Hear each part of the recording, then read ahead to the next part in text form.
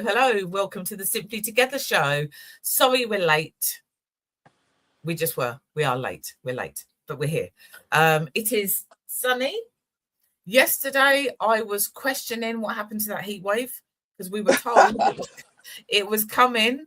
We were told, and it wasn't here yesterday. But today, the sun is trying to come out past it's those. Out on this side of London. Well, there's still some grey clouds over this side, but yeah, because I've got washing that needs to go on the line, so it needs to brighten up. Because I'm going to do the washing for the year in this 1 week, so I can hang it all out. Oh, you're a joker. I think I need to go on Britain's Got Talent to do a comedy sketch so that I can then do that in front of the king next year. I think that's what I need to do. Oh, you want to be in front of the king? What? He will probably fall asleep. Well, he won't come. He will send that miserable daughter-in-law of his. Which one's that? Well, oh my God! What are you talking? Where are we going with this? Oh my God! What are you saying?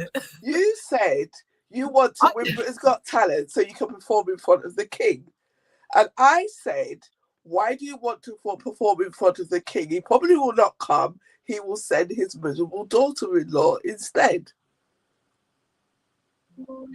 I wasn't going anywhere. And I'm presuming you're talking. So I don't want to be presumptuous. So which one are you talking about? Well, I'm definitely not talking about Meghan because he won't be sending Meghan anywhere, will he? No, that's true. That's true. Oh, so, is she miserable then, old Kate? Oh well, she always looks miserable to me. Okay. There have been some things online. Apparently, she allegedly glared at the protesters when they were out on the trooping of the colour. There is a picture. There is a picture of that glaring face. But there is, yeah. You know what?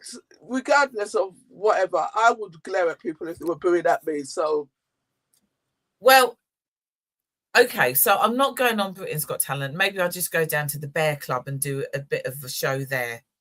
Not that I'm going. Come and support you. I'm not doing any of that. I'm not doing any of that because. Anyway, so before I go into why I'm not doing any of that, how are you doing, Nico? You're something else, Cecile. Absolutely something else. Oh, my Lord. I'm very well, thank you. Unlike you, I did believe the heat wave was here yesterday. The sun was not out, but it was still quite warm, which in itself brings its own issues for some people. But, yeah, no, it's all right. It's all good. It's been a busy month. I can't believe that at the end of this month, we will then be officially going into the second half of the year. Yes. It's gone so quickly. It is. It's crazy. It's gone so quickly. On my Facebook today, come up a year ago today, we was all in London singing our hearts out at the Lovers Rock event. Oh my God, was it then? Yeah. That's when we went down that road called Vexatious Road. Remember we went down the road called Vexatious Road? Yes. And I'm like, oh my God, is that really a road? Yes. And that's how I found out that you like that poem. And I said, my brother likes it. Oh, that's a year ago. Jeez. Yes. That's why you've got to make the most of every day, guys. You've got to make the most of every day because it literally flies by. And that's what people need to do, don't they? They do. Yeah, they do need to make the most. You need to make the most of today because, as everybody keeps saying, tomorrow is not promised. Exactly. And you've got to go and enjoy yourself. Go and live your life. Yeah. So I'm okay. Good. I wasn't okay at the weekend Sunday, maybe Sunday. I think it was Sunday. What happened? I was very annoyed. I was very annoyed, very annoyed. And it's so interesting that when you put things on Facebook, for example, if you put something that's funny or something that you've been and done, you get a whole load of comments. When you put something on there that might be a little bit controversial, it's very interesting that you don't get hardly any. Yeah, because that's the algorithm for you. So it depends. It goes back to the politics of the owner of Meta. And yes, it all changed. All this issue where America wanted to take control of TikTok, they wanted their algorithm. All the algorithms have changed. And basically, they are quite, what's the word?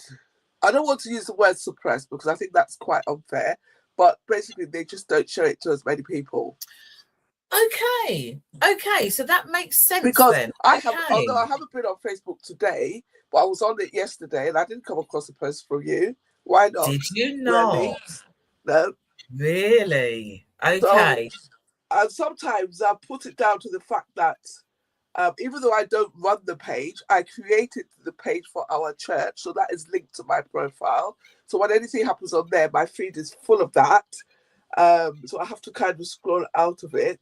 And then when I scroll out of it, and then I've got my own Miss Nikki D page. So I just always put it down to that. But now that you're mentioning it, I'm thinking to myself, every time you have put something that you want to talk about on here or your Facebook status, I have not seen it in its own right. That is really interesting. And I'm pretty sure our very own Louise Clark will have something to say about that. So maybe if she's watching, or maybe she's watching on catch up later on. I'm going to say, because she was busy this week. Yeah, that is very interesting. Yeah, because that kind of makes sense. The fact that I watched a video, and there's loads of videos. So this is all about all of the marches that have been going on, the racist marches, far right, whatever you want to call them, whoever you want to call it. Those people that are protecting England, they're protecting England. They want to make sure that there are no immigrants and everything else. So somebody was interviewing a guy that had been on this march, and basically he was saying that the issues that we have in the UK are all because of the Asians and the blacks that are here in the UK. All of the issues. Were those his exact words? Yes. You see, the thing is, we have to take those. Hold when on, you interview people like that, you've got to take it with a pinch of salt, really and truly, because they're dimwits. This same person, you and I both know that he would have left that interview and gone for a curry and a beer, neither of which are going to be 100%. English. 100%, yeah. 100%. You know, the fact that alongside fish and chips, chicken tikka masala is considered to be the national dish of the UK. You have to take it with a pinch of salt. And the problem is, we're so... I watched a podcast yesterday, a TEDx talk, and he was talking about critical thinking, and he was saying, he went on a nice scenic route to explain why critical thinking should be taught in its own right in schools, because we do not teach people to critically think. And I believe that the uprise of racism, of the far right and stuff like that is based on the fact that people do not know how to critically think, because it's not rocket science. Yeah. It's, you know, I mean, obviously, I'm not an economist and I'm not a socialist, but I believe that you can track this down to when being a politician was a job rather than an advocacy role, right? I don't know when it kind of switched over. But I remember before, in those days, people went into politics because they wanted to make a difference. They wanted to advocate for their local people and all of that malarkey. But now, the world has been ruled by the people with money. They've got very powerful lobbyists. They've got very powerful voices in many different places. And basically, I don't know. That's my politics. That's how I see it. I just feel that a lot of these things are just a very, very big distraction. And they Obviously, might be, and it might be that. I mean, I think you're right that people don't go into politics for the same reasons that they did many years ago. But this, and I mean, to be fair, the guy that was interviewing the other person, he was very much trying to find out, trying to get that person to see what it is they're actually saying. Like you're saying, critical thinking. So that guy is he's not actually looking at what he's saying. He's just spouting off exactly what all these other people have said. But one of the things that got me, because I put my Facebook post, which pretty much says something like along the lines of, so the issues are in the UK are because of the Asians and the blacks. And I said, and the issue with you is because you're stupid. Yeah. Now, I rewrote that post about 10 times, because the first time it had F's in it, and and I nearly put the word that I don't use ever, nearly put that word in it as well. So then I rewrote it. And then I eventually got to the one where this guy is just an idiot, because he is just an idiot. He is an absolute idiot. But I remember having a conversation a couple of years ago with somebody who was trying to express to me why Tommy Robinson and all of those people there are right in what they're thinking and what they're saying and what they're trying to do. Because they don't know that Tommy Robinson is a pawn. He's paid. He's paid by these groups of people. See, that might be conspiracy theory. But hold on. So this person was trying to convince me that actually this was the right way to go. And I said, do you know what? I said, what's going to happen is that in that ideal world, all the Asian people, because it wasn't Asians, it was Muslims.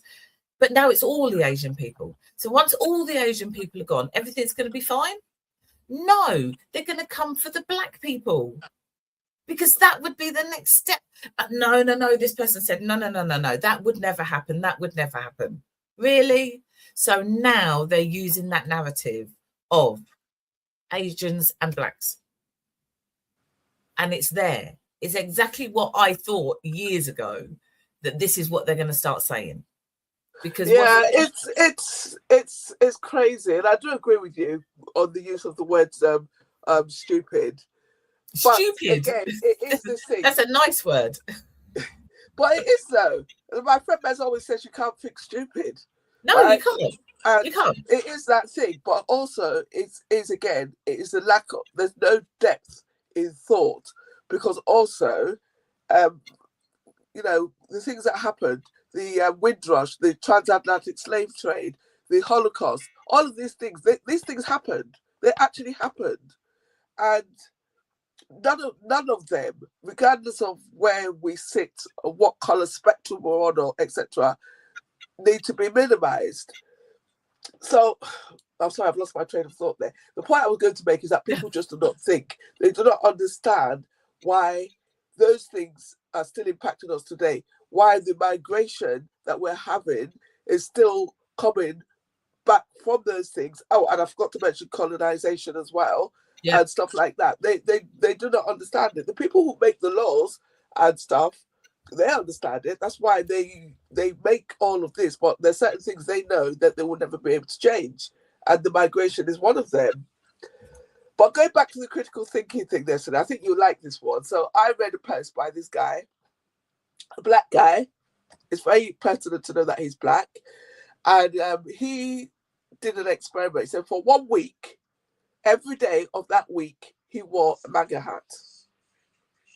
Who? A MAGA, Make America Great Again. Like Donald Trump. Oh, okay, thing. Yeah. He wore it.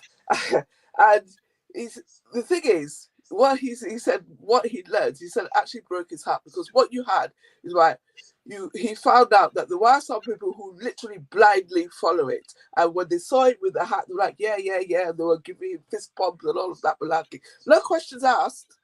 They didn't even always introduce themselves. Like literally, they would tip their own hat, greet him, etc. Then there was another group of people who absolutely cannot stand the Trump administration, but they do not want to lose their gun rights.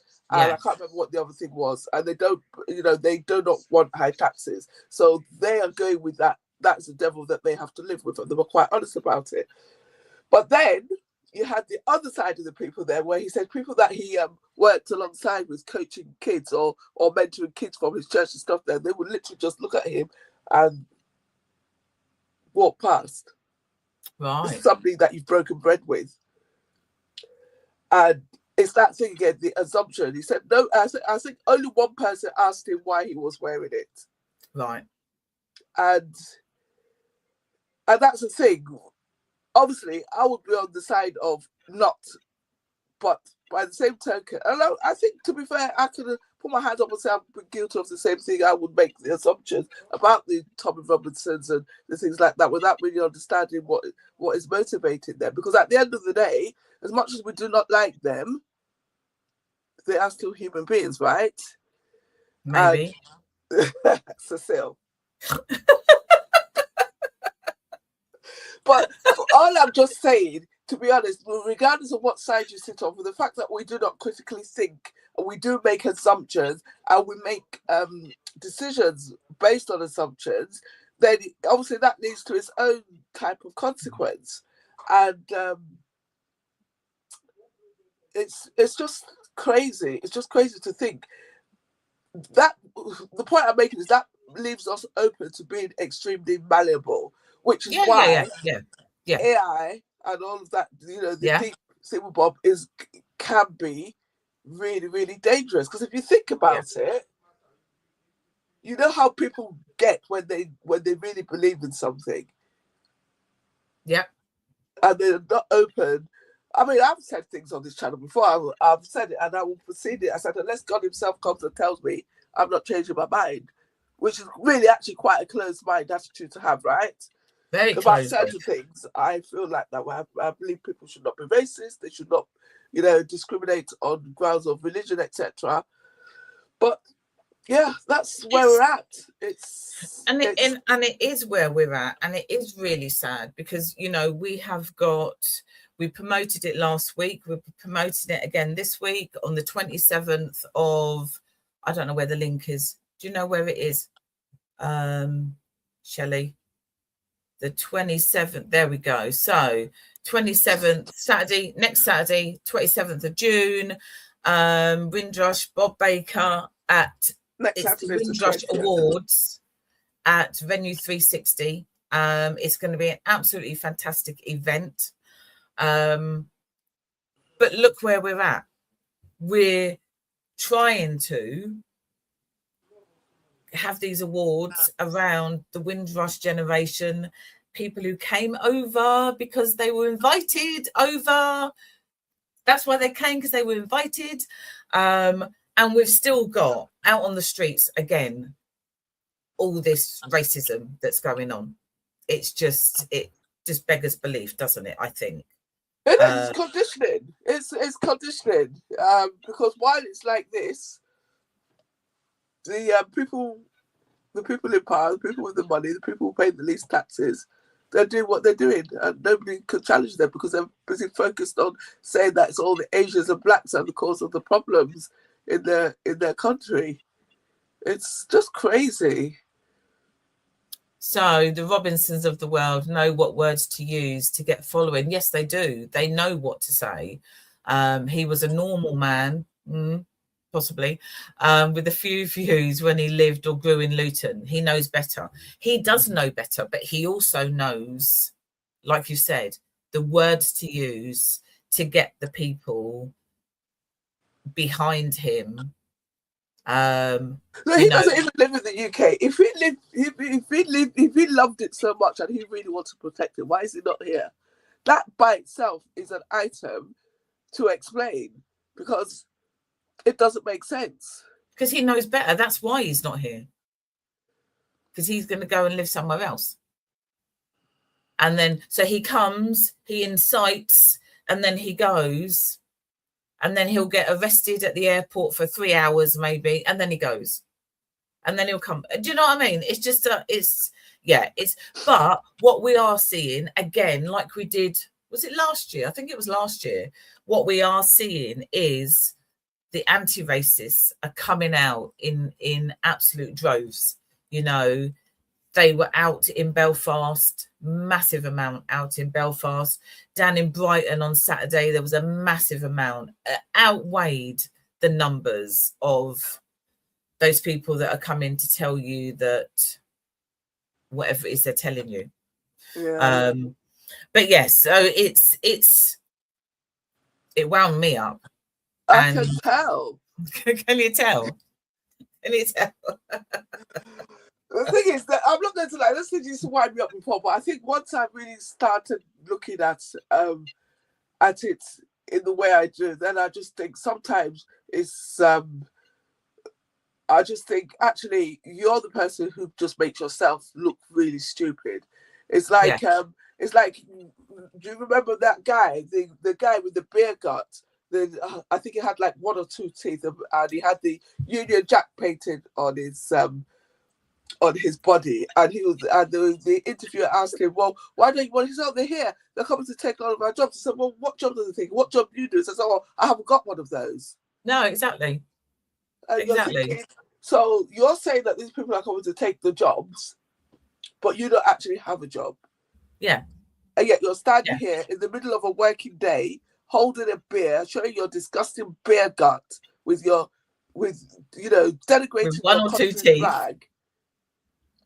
It's just crazy. So so I can't take people like that on board. I'm more concerned about the people who are going to be up close and personal. And I think, and that's the whole point, isn't it? You know, those people are just stupid people. They are just idiots, and they're following something because they can, because actually that whole situation there is most probably going to end up in a fight. So why not? Let's go along. And are you actually following that and understanding what that means? No, you're not. You're just getting on the bandwagon because you can, because you don't know exactly. The word. And it's clickbait, and I mean, these things play out on the world stage. So I think before we move on to something positive, that guy, the Somalian referee that wasn't granted entry into America. Now, I don't know if this is true. I've not fact-checked it, but I'd like to think it is true because, karma does act very quickly sometimes. He was given that right of passage quite legitimately. He was the African Nations referee of the year. FIFA invited him, and obviously America has proven again that they can do what they want, and FIFA is just going to lap it up because we don't have access to their bank accounts. I said what I said, but obviously with that being on the world stage, the story's gone viral. He himself now apparently is a very rich man. People have sponsored him. Like I said, I've not fact-checked it. So please, I'm just saying that if that were true, that would be a very positive way on which to end this type of discussion, because at the end of the day, whether you like football or not, right, it is one of the most universal, unifying sports in the world. Yeah. And for you to host the World Cup, where you have got nations who have never even been in the World Cup before playing, showcasing themselves, and for you to be able to behave like that is absolutely appalling. And they're doing that with no consequences. Yeah. But other countries, when they have done things there, and we could name the ones I can remember, when Russia had to, or the Russian athletes had to almost denounce being Russian and become as independents. There was the other one. There's been quite a few. There's been a few over the last few years. Lesser countries have done things and they've been banned and been told not to come and stuff like that. And yet America does what it does and they get away with it. But and also in agreement with you with regards to ending this on a positive note is actually, regardless of those people out there last week protesting, 27th, we're going to have the Windrush Awards. And Exactly. we're actually, you know, what is going to happen on that day is they are going to actually give awards out to people who have been supporting their community. And that's brilliant. So regardless of what's going on elsewhere, you know, we rise above that. We rise above that. And then you see what the community then does, especially the Asians and the Blacks. Exactly. Anyway, that's enough of that. Do you feel better now? Do I feel better? Oh, look at that. I like that. What is that? Do we even have that anymore? As the old saying goes, it's now just tomorrow's chip paper. Yeah, well, unfortunately, we're talking about online as well, aren't we? So that's that. Yes. And even before that, it was more than just chip paper, wasn't it? Yeah. It was other paper for other parts of your body. But yes, yeah, it is. Do I feel better? Am I pleased that I know that this is all the algorithm, which is why my post wasn't really shared? I get that. So I could have just, do you know what? And I literally put at the bottom of it, I would say more, but I don't want to end up in Facebook jail. Well, I wouldn't have ended up in Facebook jail anyway because they haven't shared it to anybody. Facebook jail is not the way it used to be. It's not, is it? It isn't like it used to be. Maybe that's because they want people to be able to say things that they shouldn't be saying. Not me. Oh God, that's a whole level of conspiracy going there. It is.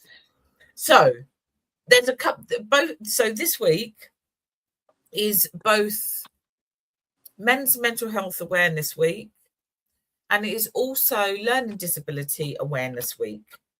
Two areas that I've worked in both. It's so the Learning Dis one has come via MenCap, and I think it's again, are we more progressive? Do people react to others with learning difficulties better than they have over the years? People are not in asylums anymore or institutions, out in public much more. I don't know.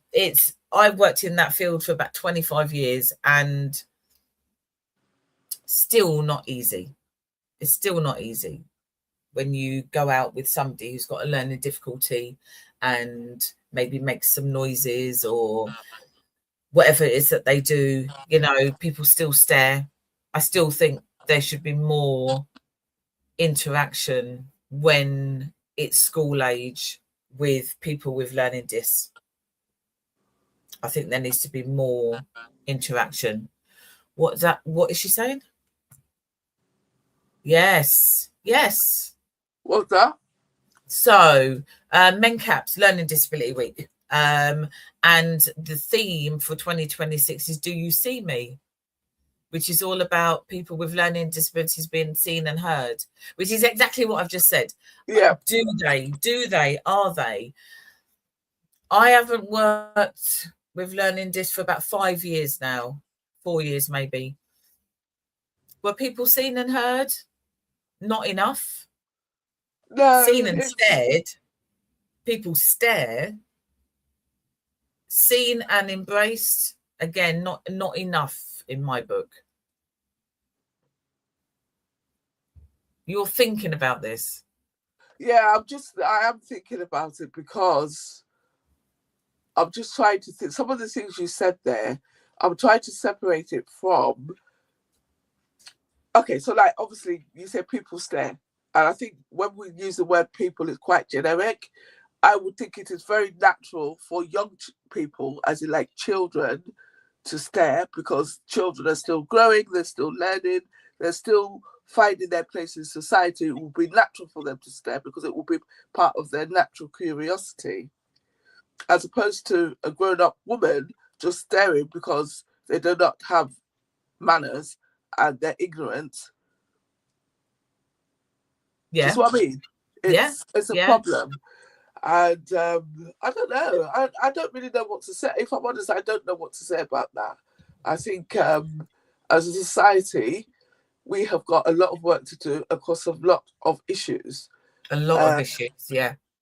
And obviously, having a learning disability or not being considered, I don't like using that word, but basically, if you are different to what people consider to be the norm, should not be an issue. It should not be cause for you to to be stared at or to be excluded. I mean, the staring at stuff like that, I think that is definitely a social issue, which is not nice, but it's a very tough one. But in terms of inclusion, accessibility, and stuff like that, it needs to be. I think that is really where it needs to come from, and not this thing about the use of words and stuff like that. It needs to, it needs to be action. All buildings should be accessible, and there should, in my opinion, there should be some compulsion. If you've got a building that is being used by the public, it needs to be accessible, depending on what the need is, whether it's a lift, whether it's making sure they're not having strobe lighting. I don't know, all this, anything that can affect somebody that needs something adapted, it should be part of standard in terms of accessibility to everything.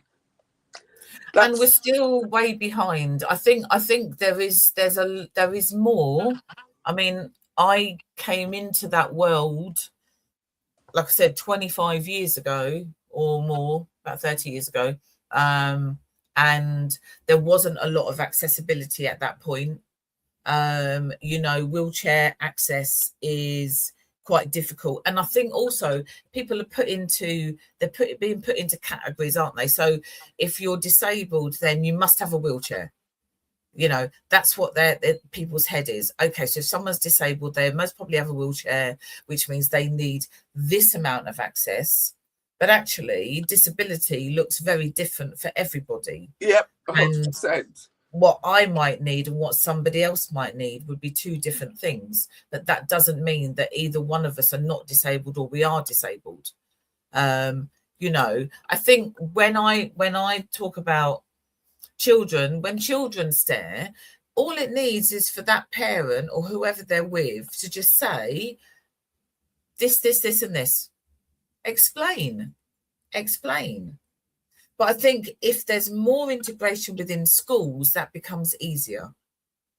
It becomes easier. But yes, accessibility is a huge one. And that goes for anybody with any form of disability. I think in this country, we're very big on the use of words and labels and stuff without actually taking it to where it needs to be. Yeah. Is that about people looking like they're doing something? Okay, so for example, I'll tell you, we had this conversation at Taekwondo the other day. My instructor said, what did he say? So apparently the toilets now in that school have been labelled, the toilets that are for the disabled have been labelled as accessible. But bearing in mind that all the other toilets are all accessible as well, and they all have another wider toilet as well. So all the toilets are accessible, but you usually have that one that is just for there. And I'm thinking to myself, but what? I did not understand the point of changing the name, because the other one was not inaccessible. And but that is about changing people's perspective using a different name. So rather than using disabled, which means that you are, they're trying to change it so that it encompasses everybody, to make it accessible. Because disabled makes it sound like you can't access it. Yeah, but whereas in my head, what you should do, you should just make everything accessible, and then there will be no need to worry about labels. Yeah. But then they can't make every toilet wide enough. Okay, so that was just an example. The point I was really trying to make. I thought you weren't coming on today. Then she comes. Go on. With this type of subject, I knew she would be on shortly. I just put a link in, the Disabled Adventurer. I know him through suicide awareness talks. He's an army veteran. He came back, and for ages it was trying to sort out. At that point, it wasn't a huge disability that he had. He had pain and everything else, and he was going through suicidal thoughts, and it kind of it goes into both the men's mental health and the disability awareness thing. And he then decided, no, I need to get back to what I was in any shape or form that I can. So he approached a company, and he's got this off-roader wheelchair, electric wheelchair, and he's gone up Snowdon with it. Yeah. So that was a bug that got into him, but as part of that, he's now grown this platform, people that he helps, giving people the ability to actually think about, I'm not just stuck in this wheelchair. Yeah. What's his name again? It's the Disabled Adventurer. And as part of that, he's now, his job, like extra bits and pieces, is social media. So he goes around some of the National Trust properties and says, okay, you've made it accessible, but is it really accessible? So you've got a lift that is wide enough for a wheelchair, but it's not good enough for you to maneuver around. No. If he was on his own, which quite a lot of people don't understand when it comes to disabilities, if he was on his own, he wouldn't be able to lean over and press buttons and things. No.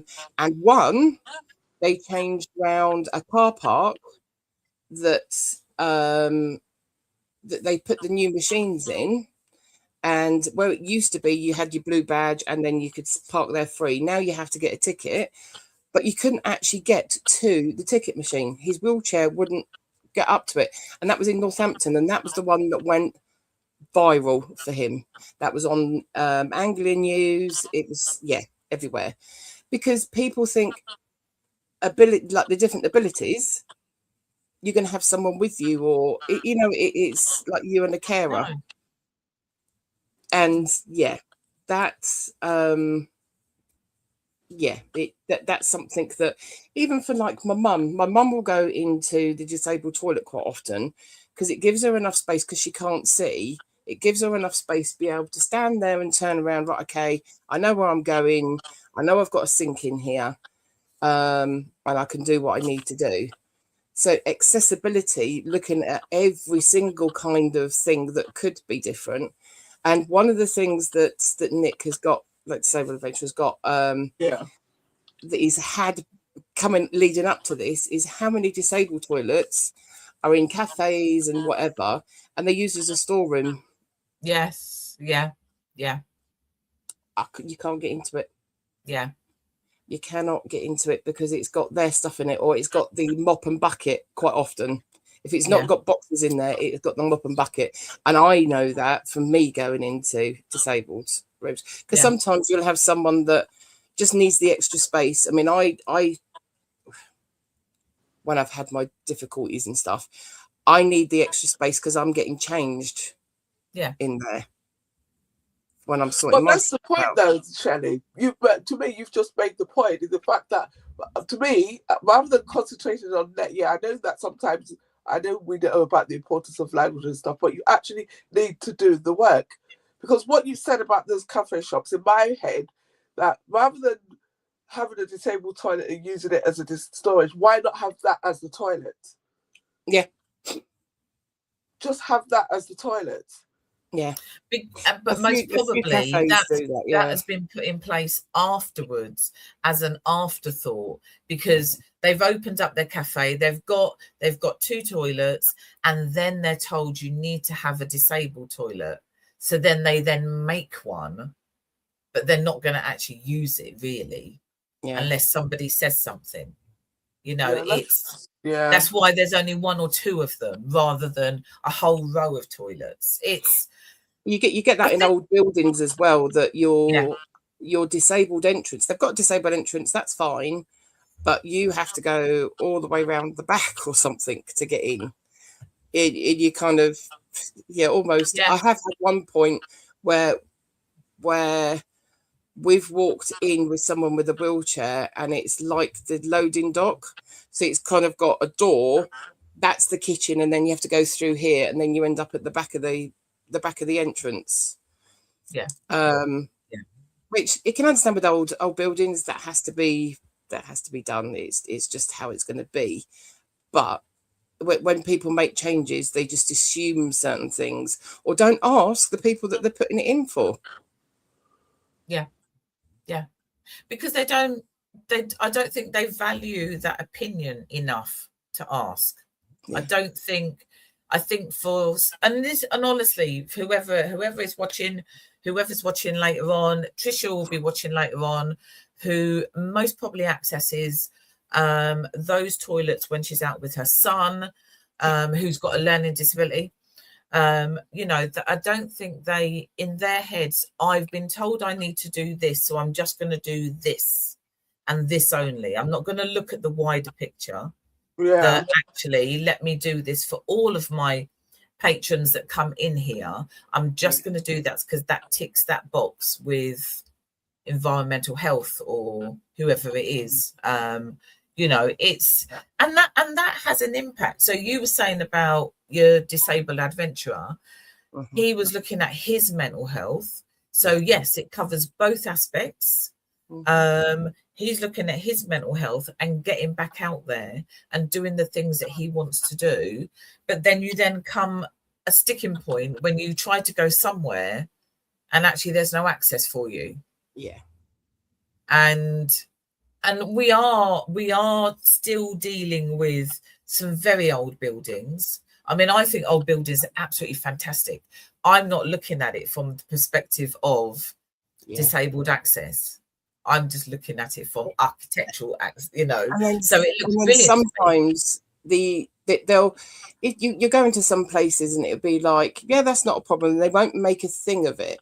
Yeah. When you go to some of these new theatres, you've got normal seats. And then, okay, you've got a wheelchair, you've booked in a wheelchair, we'll take the seat out, and they've done it before you turn up. So there's not a big, huge thing made. But you do go to some places and you do feel, like you were saying about being stared at and stuff. It's like, hang on a minute, I know we're creating a thing, but you don't need to just keep staring at us because we're doing something different. Exactly. Yeah. Because people get enough staring as it is. Yeah.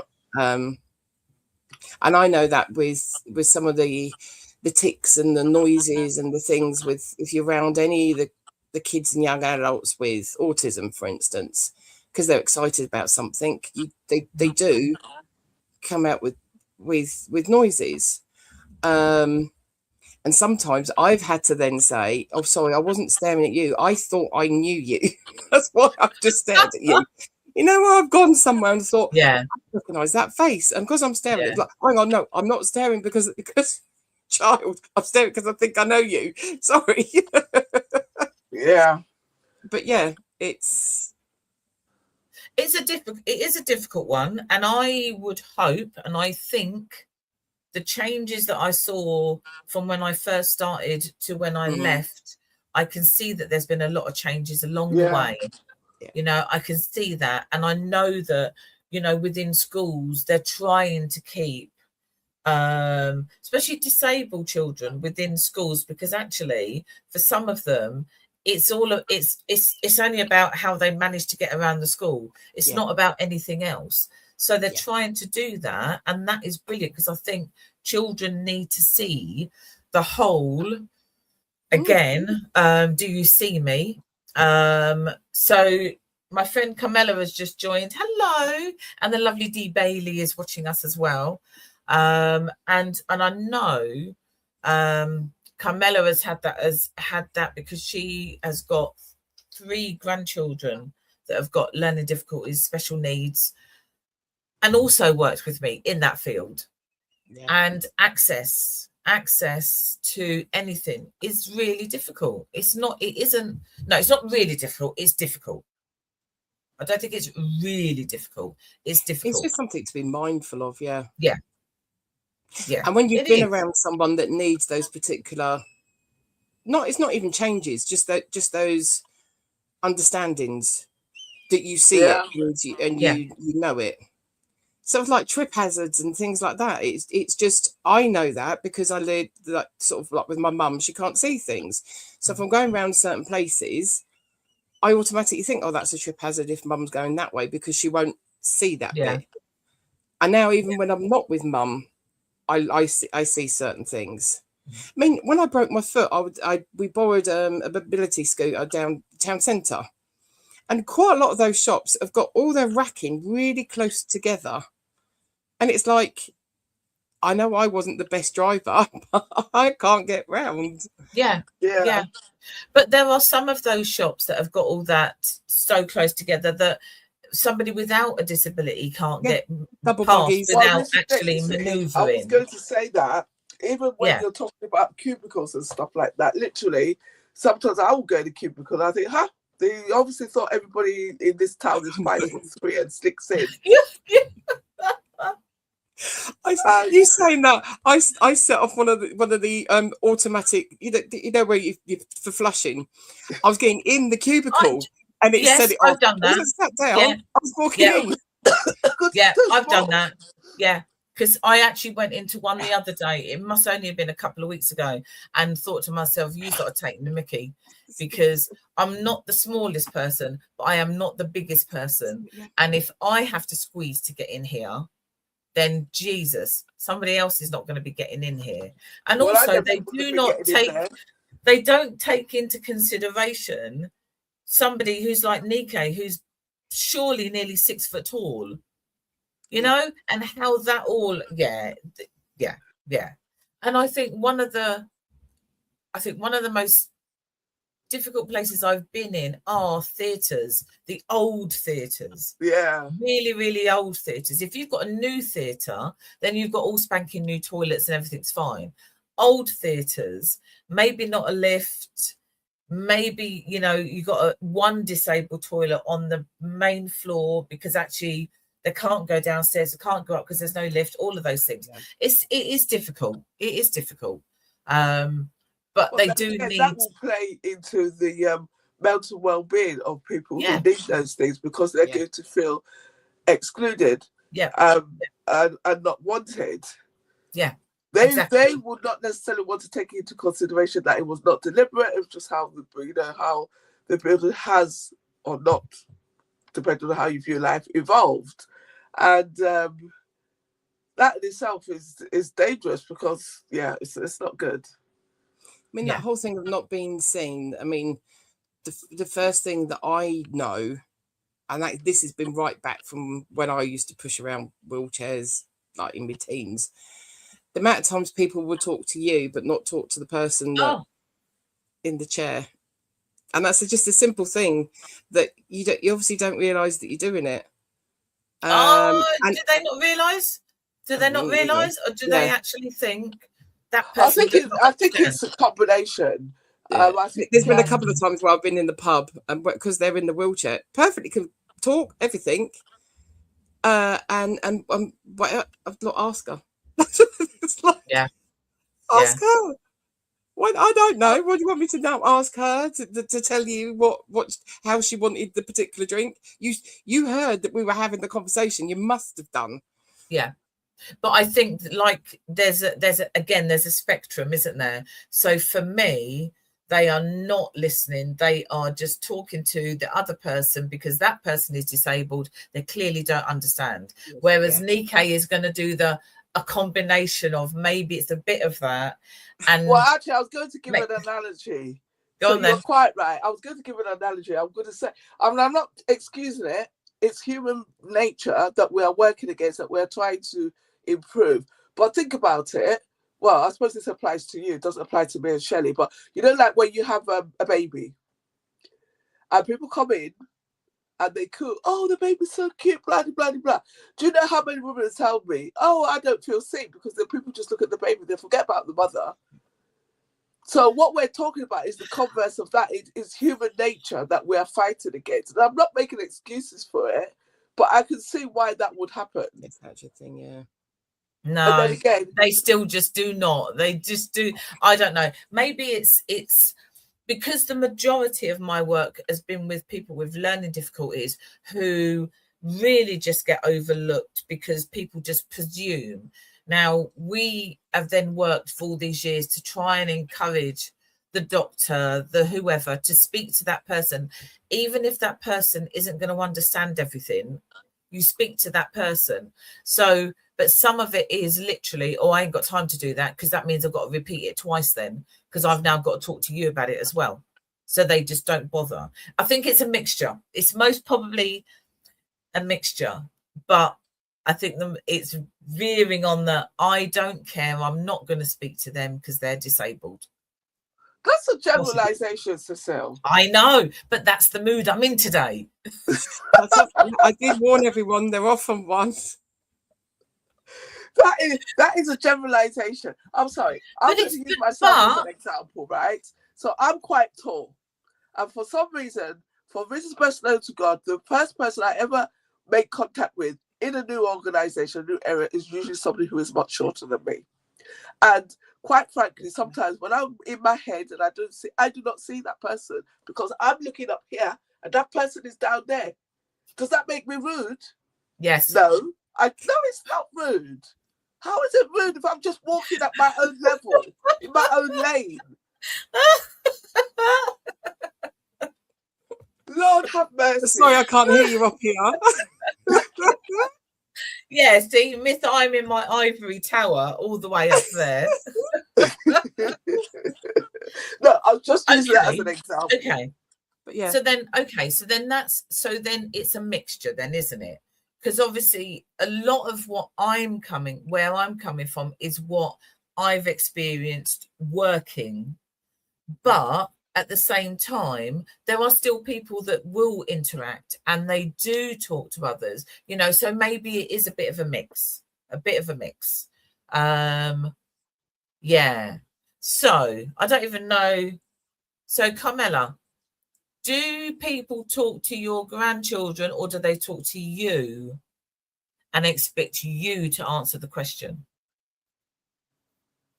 She might not answer, but I'll ask the question anyway.